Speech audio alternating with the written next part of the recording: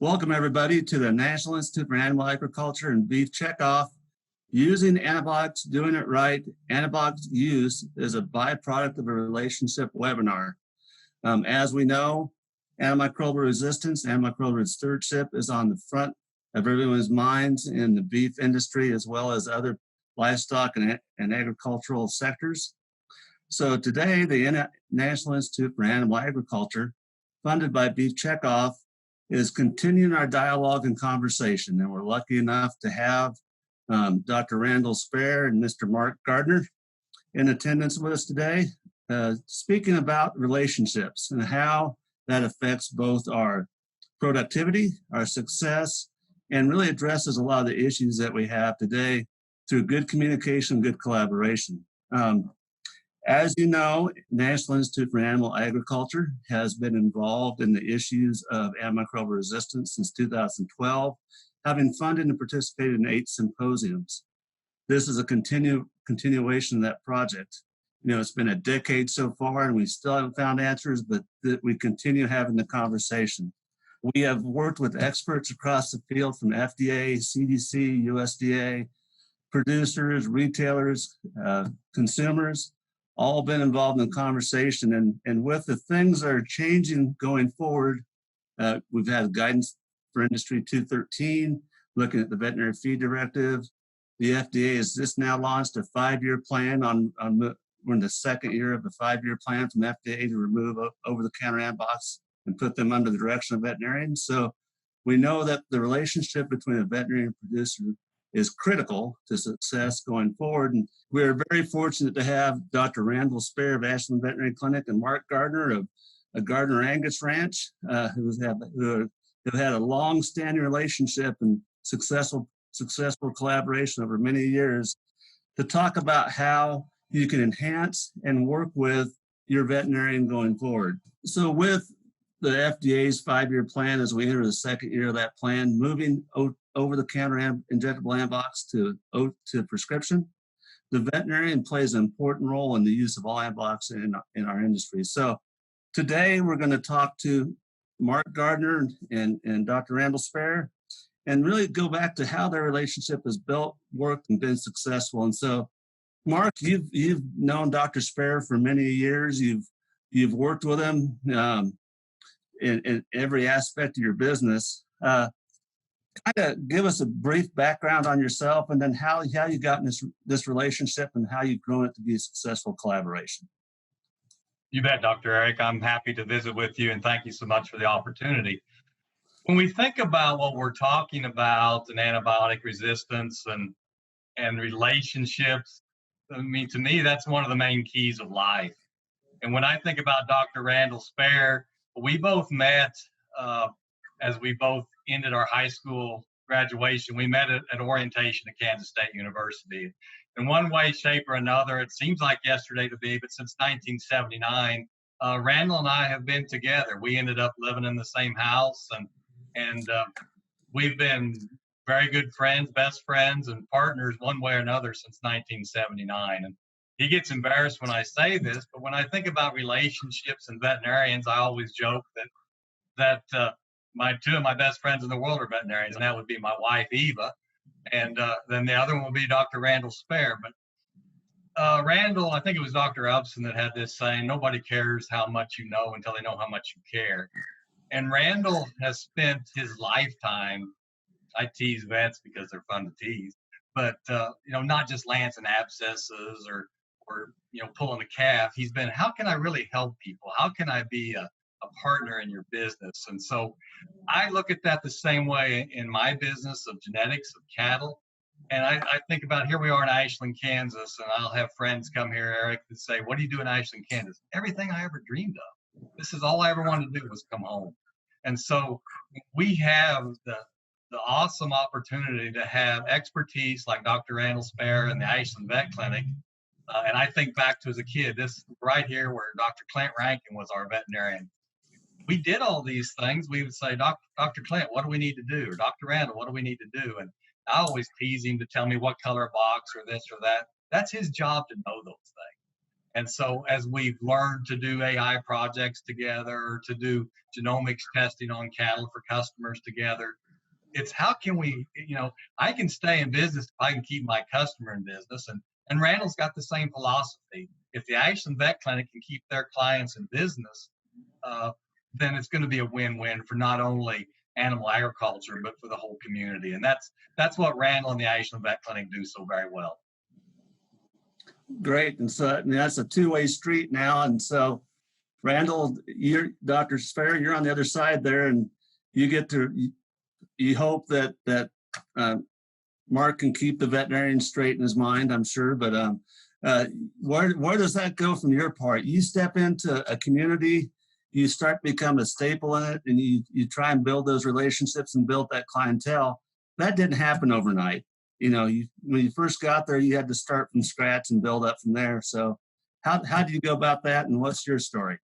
We, Eric, and we just appreciate the opportunity to tell our story, and we're humbled to even and share that with people. We, in fact, Mark and Greg actually loaded us in a trailer, my wife, and we had two small children. We moved over here in 1990, and the bank, a community bank, gave us a 100% loan, and I didn't have any equity except a car and a wife and two small children. And so failure wasn't going to be an option. And so when I didn't look at each customer like how much can I get from him, I looked at each customer like how can I help them stay in business? When somebody brings me a prolapse, I could simply fix that prolapse and send them home. But it's more important that I understand and ask them, how else can I help you? What else is going on? To me, when somebody brings me an animal, that's a ticket, an invitation to be on their place. And, when it came to Gardiner Angus Ranch, there's times that things don't go well. We had a salmonella outbreak in 1992, and probably helped me understand more than anything when we had baby calves that were dying, and they were dying very quickly. And I was going to bed thinking, why is it? What's happening here? What can we do to stop it? What can we do to get our arms around it? And that probably cemented in my relationship with them that I wanted their best interest.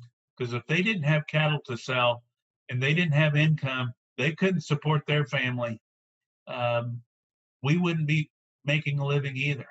So I think that building that trust and helping me grow and their understanding of their operation, and obviously Mark's been very, very supportive of Ashland Veterinary Clinic, not only in using us, but we understand that we need to provide a service that brings value. But he's quick to remind people when they say, where can we get that done? Well, call this number, and he'll give them my number, or my cell phone, or my email, and that's how our business has taken off. And there's been times we've had as many as 5 veterinarians work here, and that's strictly due to the fact that the people that work here understand that we need to serve those people that come in through that door. There's not one animal that comes through our door not attached to a person, and that understanding, and it's just fun to be able to serve one of your best friends because you want them to succeed. So great. So that brings up a great point. So you guys have identified traits that you both admire and respect with each other, and probably have actually discussed things that both of you could get better. So it's been a mutually beneficial relationship. But if we would start out and go and say, what makes a good partner? I mean, if you look down to the root of what you two have done and how you fostered this relationship and this collaboration, what are some key elements we can pass to other veterinarians and producers to help them achieve the same thing you guys have? Well, I would suggest, Eric, that it's that very much the relationship matrix of trying to understand what it is we're trying to achieve, and how do you operate on your operation, and how can we help cattle and these people succeed. And so Randall and I both often travel, sometimes together, but most of the time by ourselves, to various customers to help them. And I think one of the keys, and again, I believe it's an attribute for life, is we listen.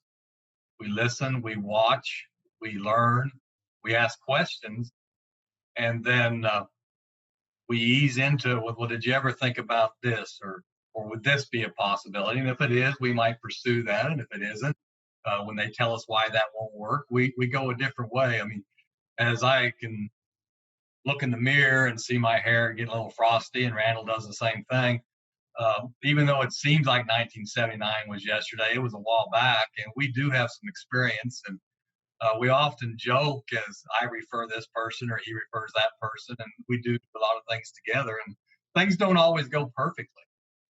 Sometimes they don't go well at all. And so that's life. But how do you adapt and improvise and overcome that? And we joke amongst each other, that your fault or my fault. And ultimately we say simultaneously, it was our fault, and then we go fix it. And fixing it is a matter of listening, learning, watching, helping, investing in the customer to be sure that they have success. And but I think the common thing that we can do there is listen and learn, and then we can succeed. Well, with those that listening, and I've probably learned a lot of it from Mark. And he'll often have customers that want this bowl or that bowl, and he'll ask them what are their goals. Well, I think it's important to us as veterinarians that if we don't have an understanding of what our clients' goals are, is to ask and to choose to understand rather than put my values on them. And that's whether it's a small animal or large animal. Mark, we treat his animals with dignity and just like anybody else. But it's he knows, and it's a trust that we have together, and we don't take it for granted. For us as a veterinarian, I've got to be thinking, how can I help solve their problem? Or better yet, how can I just help them succeed? Don't wait till somebody has a problem. And I think that veterinary medicine today has more opportunities than ever when we as veterinarians portray and showed our clients that we really do care about it. And I think that's the basis of our relationship, is a mutually understanding, as we want each other to succeed, but we don't wait on that to come. We just take care of one another. And I think as you think about that, Dr. Eric, I don't look at Randall as a cost. Many people see the veterinarian, oh my God, it's a veterinarian, what's he going to charge me? And it's like, no, it's this win-win partnership, and how we can add value to our product, how we can make our animals have less issues, whether it's for us or ultimately our customers. And so once we overcome that fear, and I often talk about, is it cost or is it value? Well, my dad had a saying on genetics that good genetics don't cost, they pay, they're an investment. But they're pretty costly if you don't make the right investment and the right efforts to go there. And so I think if we could overcome that fear that sometimes we have, I mean, I'm not allowed, I'll be honest, I don't like going to the doctor. That might hurt, physically. I don't think about the economics as much as the physical part of it, but ultimately, when they learn that these veterinarians are a partner in your success, it's not a cost, it's an added value. And Eric, I believe that leads us into that trust that we have in our relationship, and it segues into what leaves Gardiner Angus Ranch and for the next person to succeed with it. And we have to understand that many of those animals obviously leave their place, become seed stock, and they're not harvested for meat. But many of his customers have feed their cattle out, and the next person needs to be successful with them, whether it's at harvest time or furthermore down as far as retail, and ultimately the consumer. So that relationship that we have moves on down the chain, and as we can make that those trust relationships even more important to each segment, so that the retailers know that we're doing the very best because of relationship ranchers and veterinarians have. And that brings up you mentioned trust, and trust is something we always try and build with what you build with your your producers you work with, Mark, and you built with Dr. Spare, you've built with Mark at that point too. But how do we portray and how do we build the trust of the consumer? How does this relationship get out to help build consumer trust as well? I eat the same food they do, and my children eat the same food that they do. And in American agriculture, we often, Eric, are apologetic because we're hardworking, humble people, or we like to believe we are. And I do believe that we are. But we have a very good story, with the fake meat and all these different things flying around, the methane. The facts are friendly. The truth is friendly. We don't need to be afraid to talk about cattle as upcyclers, taking the only cellulose that the world provides, taking that cellulose and converting it into a protein that humans or no other animal can do. I mean, to waste is wicked. And we can use what God has given us to be able to help feed the world and to convert this cellulose to a protein that is not only great tasting, it is healthy and wholesome for the whole world. And so we need to do things like this where we admit that we do a pretty good job and we're working as hard as we can every day to get better. As we work to get better, we want to share that with our consumers that eat our product. We want them to love it as much as we do because we eat the same product, our children eat the same product, and we want the same for their families. Yeah, that's everyone loves a good steak. I mean, that's just a given on that. And so with that trust you have, we built the consumer trust. That isn't done with just two people sitting in the room. You have a much broader team you work with as well that is part of that you management decision tree. I'm sure you have a financier, banker, lawyer, all those types of people. I guess my point being there is that people don't see those as much as a cost as a veterinarian. But then how much more do you get out of your veterinarian as a partner than you would those are valuable assets, but than you would like a banker or a lawyer in there? I unfortunately don't need lawyers much, but I work with some young people, as does Randall, and I stress to them, if you're not working with your veterinarian and you're not working with your banker, I talk to both of them every day. And for the most part, I know what both of them are doing and they know what I'm doing. We may not see each other for a month at a time, but with technology today, between text, cell phone, email, we're in constant contact. And that is more necessary today now because the world is so much more connected. And I think when we look at those partnerships as that we all succeed as a community and as an ag industry, I mean, the last thing on earth that I worry about is having too many good cattle. I want to make more good cattle. I want to make more healthy cattle that can help feed the world. And so if we bring others along with us and use the great ag bank we have here at Ashland, Kansas, use the Ashland Veterinary Clinic, those are truly value added to our product that we give our customers. And so if we can bring them along and oftentimes I'll refer Randall to veterinarians all across the United States that may not have had the experience or access the problem that he has seen before. So, I'm not a veterinarian. I tease them, but I'm not a veterinarian. So I'll say, I can't answer that. Dr. Randall Spare will give you a call and he doesn't get a dime out of it, but he'll call Mississippi, Michigan, just anywhere in the United States or even the world and help people. And so again, it's back to that Dr. Upson statement of people don't care how much you know until they know how much you care. And once we invest in other people, including consumers, once we invest that this is safe, wholesome, healthy, great tasting food, it's win-win. Eric, that just reminds me of some of the people, and Mark mentions Dr. Upson and people like Dr. Mike Apley that understand the challenges of antibiotic usage, and as consumers need to know that we're using that judiciously. And we as veterinary field need to be engaged in that conversation, not so much of it's safe, but we need to help consumers know how it's safe. And that but it takes sitting down across the table sometimes. But we need to have a constant dialogue with consumers and today, and this type of venue is helpful in that for consumers to know.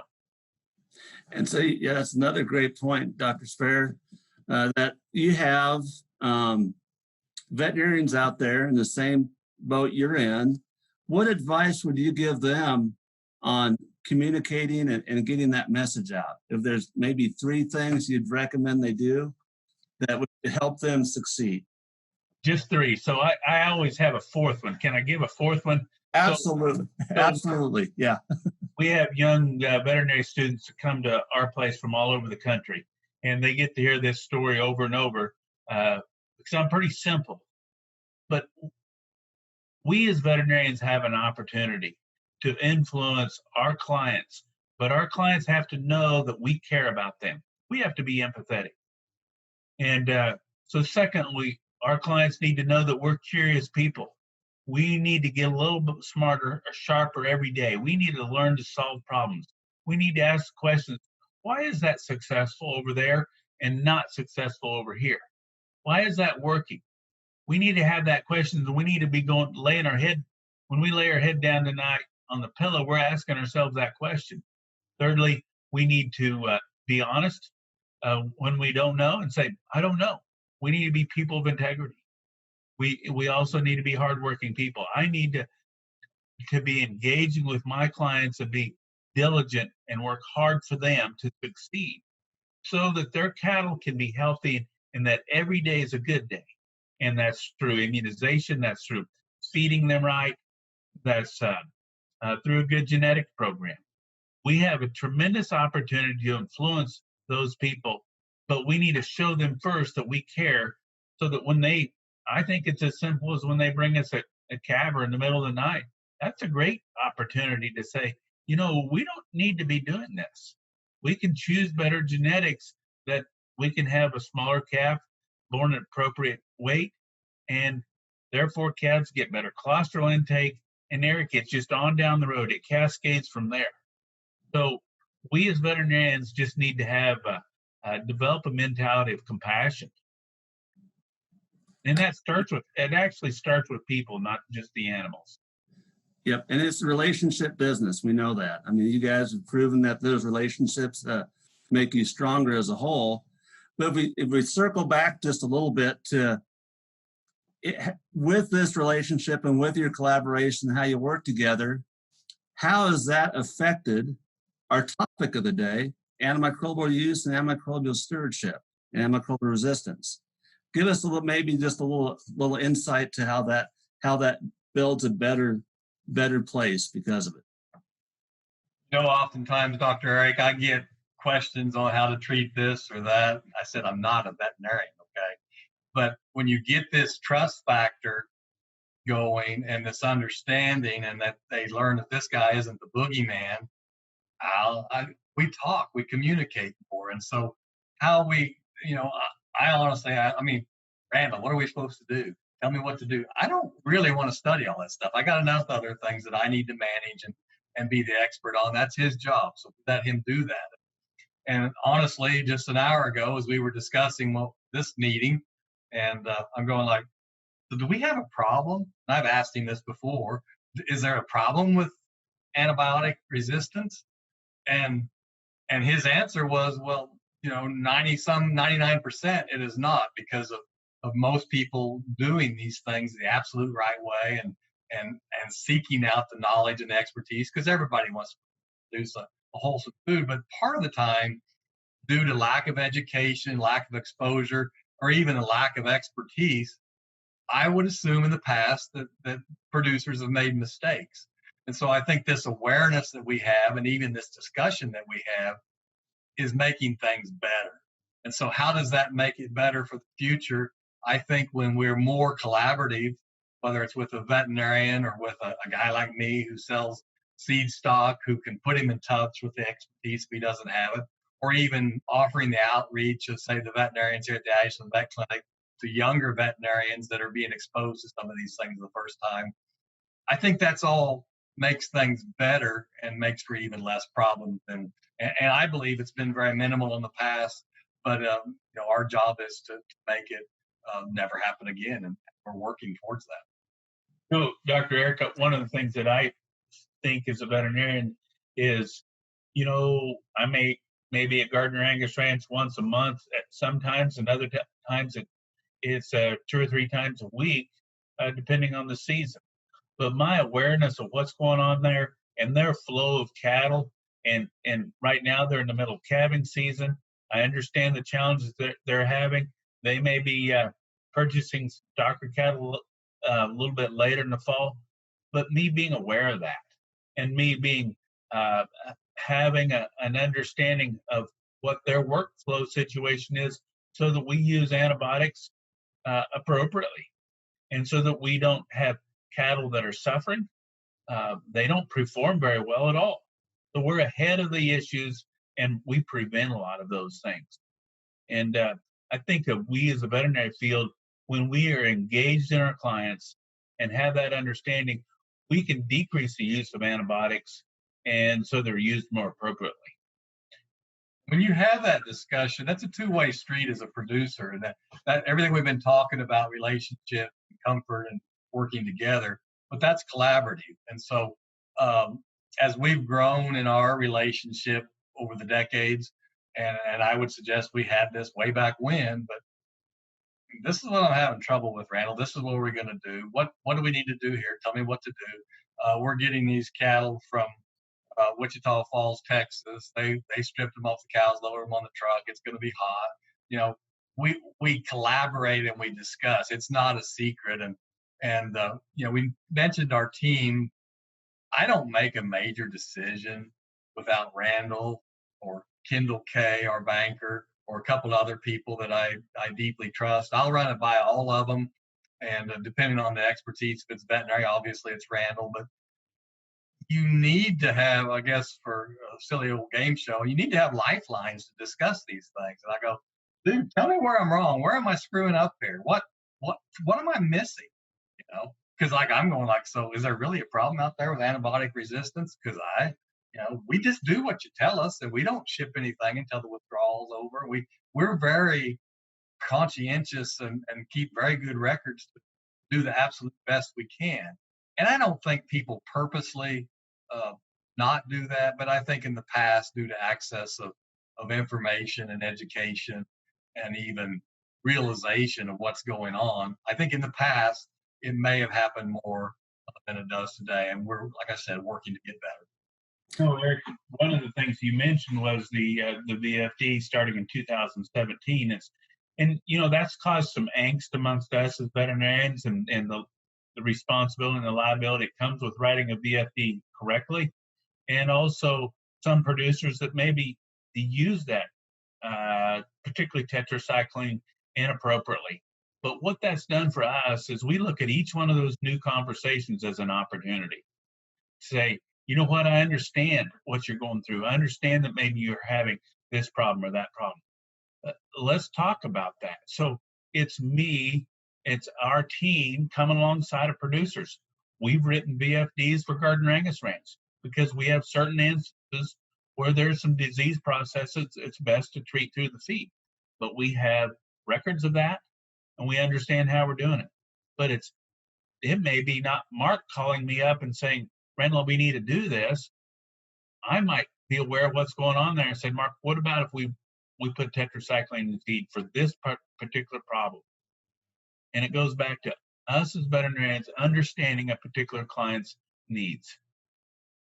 And that's a great point, because as we move forward with moving our products from over-the-counter to prescription injectable antibiotics, a big discussion that's in every practice act is the veterinary client-patient relationship. And so many times we look at how we can define it at the bare minimum. And you two have taken it to how can we maximize that veterinary client-patient relationship. And I think that's the attitude, and that's what we need to do going forward to assure that we can handle these changes in the tools we have and how we work with them. So you guys are a great example of that. And so if you look at where you're at today, and you've been to our meetings, to our symposiums. You've talked to people from CDC. They were out in Southwest Kansas here a month and a half ago, Mark and Randall, and people from USDA, people from FDA, and they're all trying to make these decisions for us as well. How do you influence them, or what do you want them to focus on going forward as we make these decisions on whether it's a new VCPR, veterinary client-patient relationship definition, or new legislation? What do you want to tell those people? Well, we're just so fortunate to have a seat at the table. You know, my dad had a saying that we can't fix the windmill because we're too busy hauling water. And that's the way we are in agriculture many, many times. Well, we've got a seat at the table and they've reached out to us. Do we want to be a part of the solution? Do we want to have input into how we do this the best way for the producers, for the animals, for the consumers? And, you know, oftentimes it's like the veterinarian or the banker. They're not the boogeyman, or the packer. They're not the boogeyman. They're taking our product and taking it to the consumer. So how can we work together? How can we collaborate? And, you know, we don't need to be afraid of these people. We need to dialogue and work with them. And they're great people. Many of them they're all probably highly educated, but at the same time, many of them came from agriculture, and that's how they could give back to being a part of agriculture by being involved. And so I think it's, I heard it said by somebody, I don't know who, it's probably an old saying, but, you know, we've got to show up and we've got to be present. And we are doing a better job of that now. And we've got to fix the windmill so we can go forward and be better at what we do. Eric, I think also it's just like the organization that you're involved with, the National Institute of Animal Agriculture. You know, they've created this table and this platform, and they have different venues to talk about this antibiotic use. And I agree with Mark, is you've created the platform. Let's continue to dialogue, and whether it's pharmaceuticals or FDA, CDC, wonderful people that we got to meet and hear their stories and hear the challenges of them looking at disease outbreaks in humans, and helps us understand what they do. And I think that producers can do a better job of dialoguing and inviting them to their table. We have to understand that in animal agriculture, there's 750,000 cow-calf producers in the United States. And if we think about people from southern Arizona to Missouri to Illinois to New York to Georgia, they all have different roles, different purposes, different equity, different marketing abilities, different marketing venues, and ability to handle risk. And it's not as simple as the pig or the swine industry. And there's different levels of education. There's the average seed stock or a cow-calf producer today has 38 cows. Most of my cow-calf clients are 250 or greater. So there's a huge difference in who are we communicating with. And I would challenge those veterinarians that have smaller producers to have these one-on-one conversations with them, so that they can understand that what the practices they're doing today will influence their product later on down the food chain. So you mentioned a number of producers out there, Dr. Spare, and the number of people we have to get in front of. And as we expand the oversight of veterinarians in these roles and dealing with antibiotics, are there enough veterinarians out there to do that? Eric, that's a great question, and I'm pretty passionate about it. And we need those colleges that produce veterinarians to understand that we need more people to do what we do. We don't need the smartest people. We need the most passionate people. And we need to understand those. When you and I were accepted in veterinary school, it was a different scenario than it is today. We need more young veterinarians that are from rural America, the Texas and Oklahoma Panhandle, from Nebraska, Colorado, that want to be veterinarians. And we as veterinarians have an opportunity to come along these youngsters and say, you know what, you could do what I do. I think you would be great, because they have people skills, they're passionate, they're intelligent, and they could give back to their communities. And that's frankly one of the reasons we have interns that come through, because it's our responsibility to influence that next generation of veterinarians, or animal producers. And Eric, as a observer of all this, remember at the beginning I told you I'm at Ashland, Kansas, actually 12 and a half miles southwest of there, doing everything I ever dreamed of. But we have to be communicative in the opportunity. Randall talked about when we loaded him up in the trailer and brought him to Ashland, America. It didn't take us too long to load up because he's just like me. This take 10 minutes. We'll throw our stuff in there and we'll go. But there were people that were probably less positive than I was that it would work. They're going, don't come here because, there's no opportunity. And I have been trained, and I believe that failure is not an option. And it's like, I don't really want to hear the negativity. We can do this, so let's get to doing it. And I told Randall, I said, you come, be you. You will have more work than you can get done, and you will be adding veterinarians for the next 30 years. That's right, by the way. And so that being said, if you'll give that effort and you give that service and you dig in, and I think it's no different for these kids. We hear about the 9 billion people that are going to be here in 30 years, 31 years. Oh, pretty close. So, but I look at that as opportunity. We raise food for a living to feed the world, and we can do this. We have the technology to do it. So when we look at the opportunity for veterinarians, and I look at the opportunity here at the Ashland Vet Clinic and other rural communities like it, what better way for a young person wanting to get into the business than to have more work, more opportunity to live in what I would call rural America, one of the greatest places on earth. And so we need to be excited about it. We need to communicate about it. We need to provide those opportunities. We do our internships too. And just like Randall does, the next generation, whether we like it or not, it's their turn. And so we've got to give them those opportunities, make them aware of those opportunities. Did you ever think about this? Do this. Ashland, America is a great place. And so when we do that, we get them fired up about it, but don't just talk about it. Give them that opportunity to get some skin in the game. We can do this. So let's get to it. Eric, that's just, it's like this morning.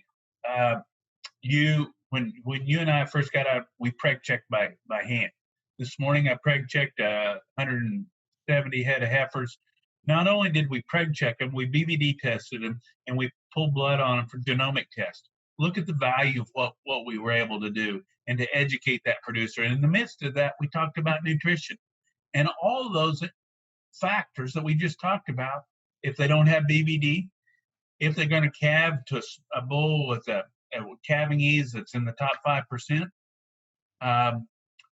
we're going to decrease antibiotic usage. Those relationships, because that producer knows that we're invested in his success, he was willing to buy into those technologies that we have today that are going to help him be successful. So we have to be learned. We have to be on top of our game, and we can tell our producers, you know what, you can do this. And I'm kind of like Mark.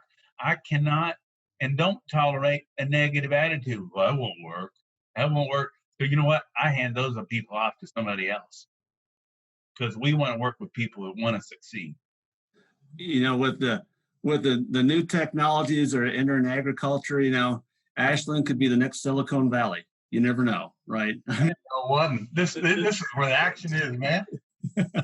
It could be the happening place where the next .com billionaires are coming out of Ashland. Well, we don't want too many people here. But yeah, well, that's been a great discussion. Any closing comments from either one of you as we wrap up our webinar? When we look at the National Institute for Animal Agriculture and we look at all these things that are funded by investing in our own business, and I'll probably get political and get in trouble, but I don't care. The truth is the truth. And oftentimes people they'll call you in today's word, they can get a hold of you easier. They want you to buy this or that. I said, tell you what, I bet on me, I invest on me, I invest in the people that I believe in. And so when we look at the beef checkoff and we look at those opportunities and we look at the return on investment, and I think back is like, are we investing enough? Could we consider doing more? We're actually dealing with $1988, and look at what they're doing with that. I think I read every dollar is worth $11 or $12 return. that's a pretty dadgum good return on investment. And so I believe in people with skin in the game. I believe in this game. And I think, what can we do to become even better, to invest even more? And I know cash flow is tight. I mean, why do you think I talk to my banker every day? Because cash flow is tight. But at the same time, the more you invest in your people, your community, your business, the better it's going to be for everybody. And that's good stuff. That's the American way. And so I encourage people, anybody that sees this or thinks about it, how can I invest to make the beef business better? Because by golly, we are the best in the world, and we're going to continue that. That is what we have, and that's what we market: high quality, safe beef. And we're getting better at it, and we're going to keep working to get better and better at it. So how can we be a part of that team? I think that in closing too, is it's still about relationships. Every day is about a relationship. And whether we, even though we may not be talking to somebody in agriculture, we might be an influencer. And coming to them with a positive story and being proud of what we do. One of the things that I'm proud of Gardiner Angus Ranch. I'm proud of what they do. I'm proud of the product. And more importantly, I'm proud of how they treat people. But also, how can we as producers continue to communicate and build those relationships with the consumers? And I certainly think the Beef Checkoff is a part of that. And we need to continue to invest in one another. Well, great. You guys have surely shown the true mindset for success. Your collaboration is a prime example that many people can follow, learn from, and as we move forward with some of the issues we're facing in the industry, should be a benchmark to shoot for. And so with that, it is a relationship business, and it's even more overarching than that in a One Health world, where we have healthy people, healthy animals, and a healthy environment. And you guys have been through that many decades down there in Southwest Kansas. But I'm going to circle back to one point that you said, Mark, and that's show up. And so people have the opportunity to show up again. We are hosting another Antibiotics Symposium, the Communicating the Science of Responsible Antibiotic Use in Agriculture is going to happen in Ames, Iowa, October 15th through 17th. And having people like you guys and having other producers and CDC and USDA and FDA and academia and consumers and retailers at one table talk about how to communicate the successful use of our products and successful production of our products is a key part of this whole process. We're doing that in conjunction with the National Institute of Antimicrobial Resistance Research and Education. And that's where we're holding this at. So it's another opportunity to show up and be a part of the conversation and continue to engage. I want to thank both of you for your time today. It's truly been an honor and pleasure to have our conversation, and appreciate all you guys, all that you guys do. So thank you. It's been a joy. Thank you. Thanks very much. With that, let's everyone have a great day, and we'll conclude the webinar.